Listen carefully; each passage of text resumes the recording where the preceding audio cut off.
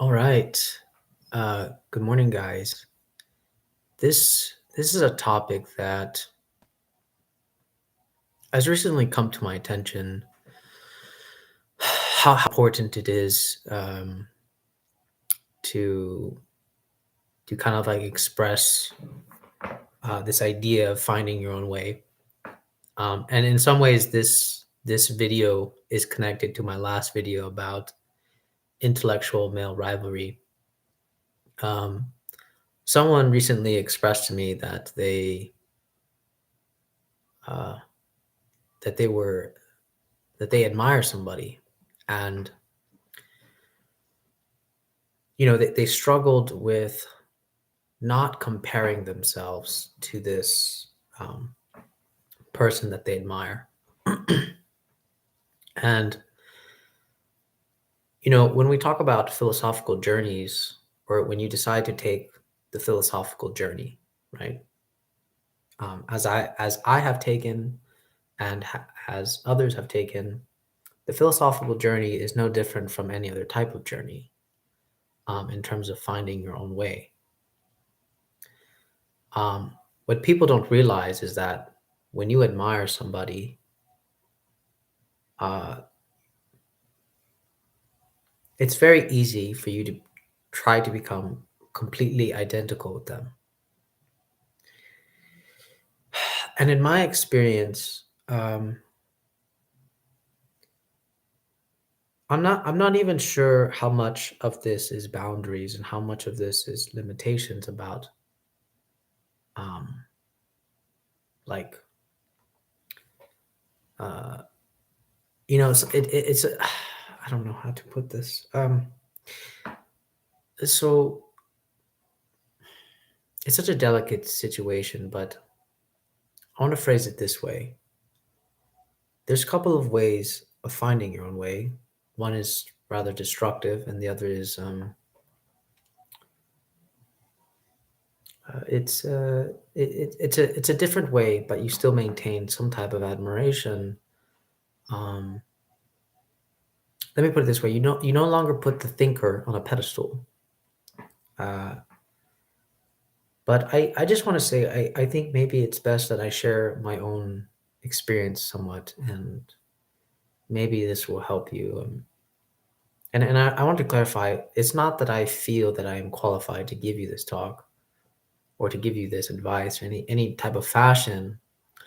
But I do feel obligated to share my experience on how I did find my own way and how I continue to find my own way. um, and I think I'm going to start here. When I was taking a break from philosophy and I was going into poetry, I came across Rainer Maria Rilke, which changed my uh, really changed my life. Honestly, um, maybe he didn't add. I mean, he did add to my thinking. Honestly, he did. Um, because actually, I'm probably one of the few people that I know in my group that I spent every day reading a small portion of Rilke and then dissecting it and posting it on that platform called Medium. Uh, so I did spend a lot of time with Rilke, and it does. I now that I think about it, it does kind of make me want to go back. Um, but I want to tell you guys a story about Rilke because the first book that is very popular with Rilke is called "The Letters to a Young Poet," and I think this is very beneficial to anybody that is struggling with finding their own way. Um, because it's very easy to identify yourself with somebody that you admire. And I think Letters to a Young Poet by Rainer Maria Rilke is so crucial to understanding where you actually lie in yourself. And actually, And so, okay, so here's the story. There's an exchange of letters. The whole premise of the book is that it's an exchange of letters between Rilke and an officer that in the army that wants to be a poet. And so this officer sends Rilke his poems to to uh, to critique them, to to to give them some kind, to give him some type of guidance on being a better poet, because he finds Rilke to be one of the best poets. And here's Rilke's response, and I know I'm probably ruining some of the first letter for you guys, but I think it's very important to hear this. Rilke says this. He says he takes a very humbling position. He says honestly, I can't give you any advice on being a poet. He says he goes, I feel that poetry um, comes from the heart. And basically, the way he phrases it in some, and I'm abbreviating this passage obviously, but the way Rilke says it is that poetry comes from the heart, from yourself. Um, and you have to ask yourself if you're really being sincere about it. Have you really reached the depths of yourself when you write poetry? And Rilke says once you do that, it doesn't really matter um, what people think. You will feel no need to send your poems for critique. You will feel no need for um, sort of like this approval, this recognition by others, because within yourself, once you have found that that heart, that beating pulse within yourself, then there's no need. And you can say that I've always kept that in the back of my mind. Now, the problem with myself was that I wasn't really sure if I do write poetry when I can. But for me, I don't really know where I stand still. Am I a poet? Am I a philosopher? I mean, honestly, and I want you guys to listen very closely to me when I say this. Fuck those categories. Okay? Don't pay attention to those categories. They are useful. We have to keep in mind those categories are useful. They don't define you. They can never define you.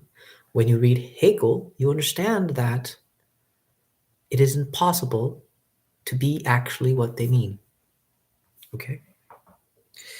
All right. So continuing on, um, what I would say for those that aspire to be a philosopher or a poet or any type of artist, anything, if you aspire to be anything, make sure you spend, let me put it this way, if you're doing it for some type of recognition, then your heart is not truly in that profession. Get what I mean? If you are a philosopher and claim to be a philosopher, and yet you are striving for recognition obsessively and compulsively, then my friend, I am sorry to tell you this, but I don't think you have the heart to be a philosopher. and and I don't want people to take that um, so cruelly or coldly, but you philosophize because you love philosophy. You don't philosophize for recognition.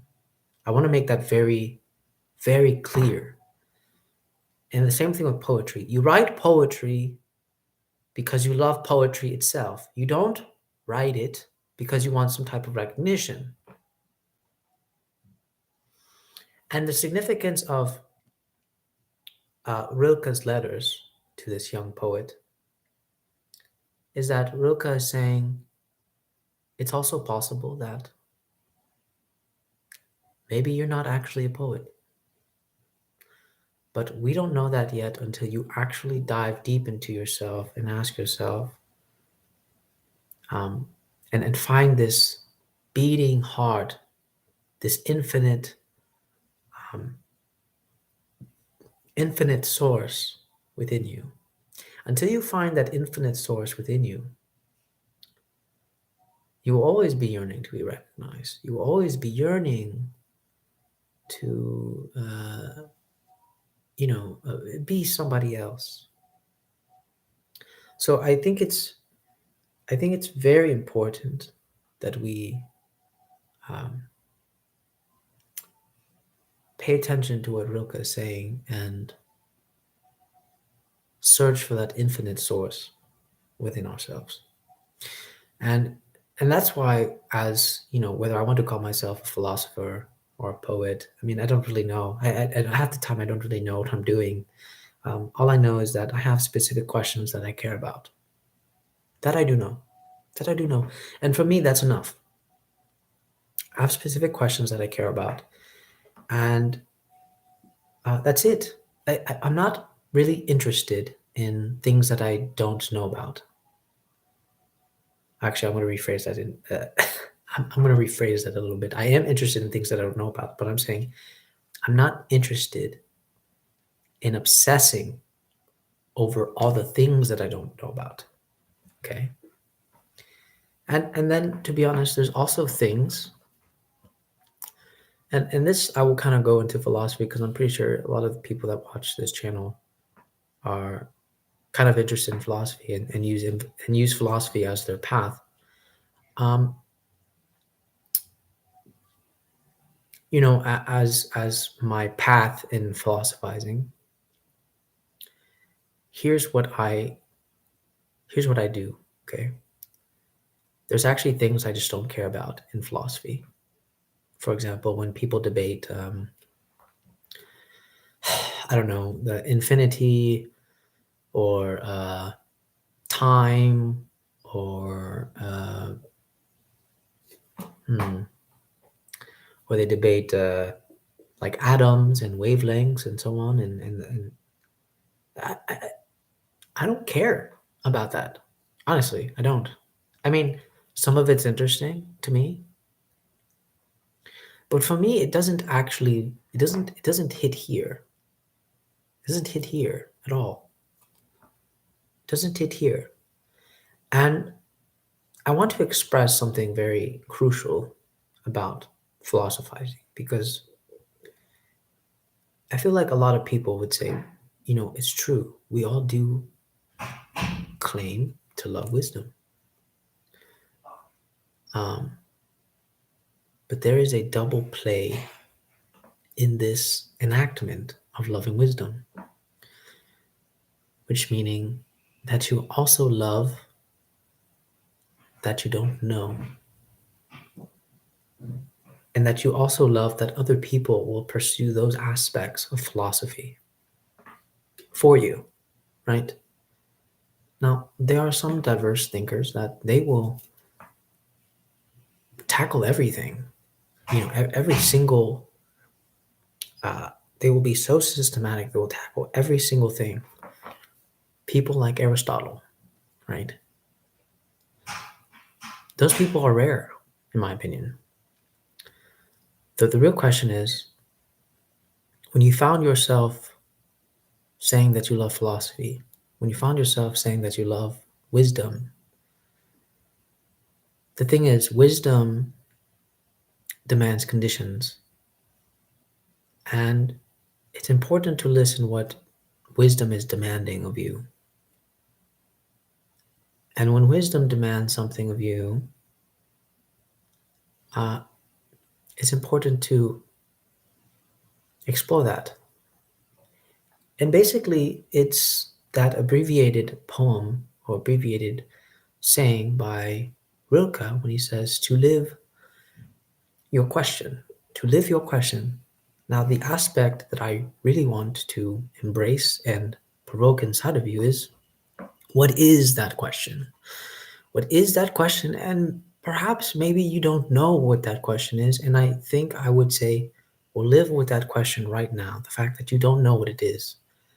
Um, and just read. Just read. Don't don't confine yourself to, I'm just going to read the thinkers um, that my the person I admire reads. Perhaps you could do that. Perhaps. But it's very dangerous because it can kind of lead to a self-identification. Um, but again, I think the rule of thumb is that if you're doing it for some type of recognition, maybe you're not meant to be whatever it is that you're going for, because that is simply not the goal. The goal is the in itself. You philosophize for to philosophize. There's nothing it. You philosophize because you love to philosophize. It doesn't really matter so much that maybe you come across as a complete idiot, or maybe you come across as somebody genuine or real. I think, to be honest, I probably have said some really silly things. Maybe I have, maybe I don't know. Uh, but the reason why I do live streams is because I don't want to give myself time to doubt myself. I like having real time, actual conversations. I don't like this moment where I have to sit down and like prepare myself and like, be like, okay, I'm going to record today. Da da da da. Uh, no, this space that I have, these are like my diaries. And if nobody watches them, that's fine. I feel so much better talking to the void. And maybe that's what finding that infinite source is, talking to the void. It sounds scary, but it's like, well, you haven't tried it, have you? You haven't tried it. So, yeah. Anyways, I think hopefully that makes some resonance with some of you. And yeah, like again, it's not that I feel qualified in any way. And it's not that what I am saying is the only way. But what I am saying is, I do really feel that if you are aiming for some type of recognition within this path, and again, whatever, it doesn't have to necessarily be philosophy, but I'll say philosophy right now because I feel like a lot of people that watch my channel are actually somewhat interested in philosophy because I am interested in philosophy. So I feel like, I make content that people attract, and the people that I attract are interested in that content. So, uh, but it kind of just circles on itself. But yeah, I really hope that makes some resonance with all of you.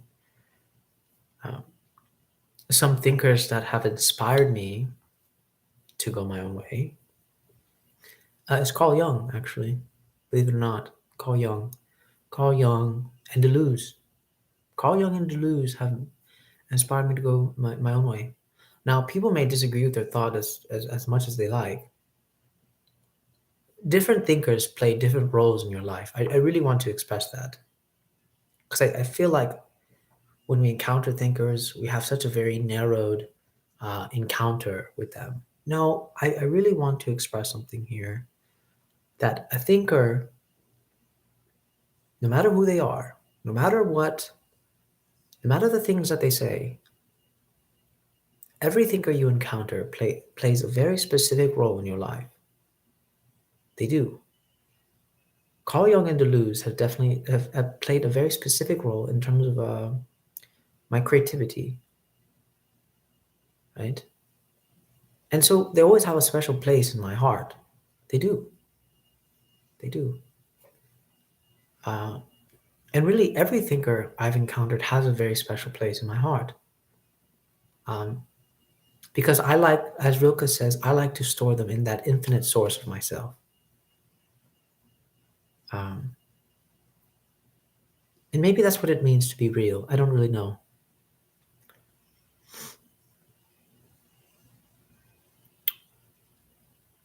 But I would have to say that this aspect of being real, being yourself, I hope that you try not to come up with some type of category.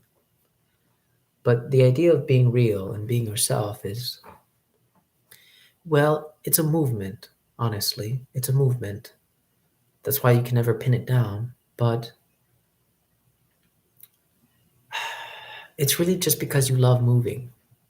That's the best way I can explain it to you guys. It's that being yourself, finding your own way, these are not static positions. They are the movement itself. And there's enjoyment in that. And there's also deep pain in that. And deep, you experience real death, not physical death, but you experience real death. Um,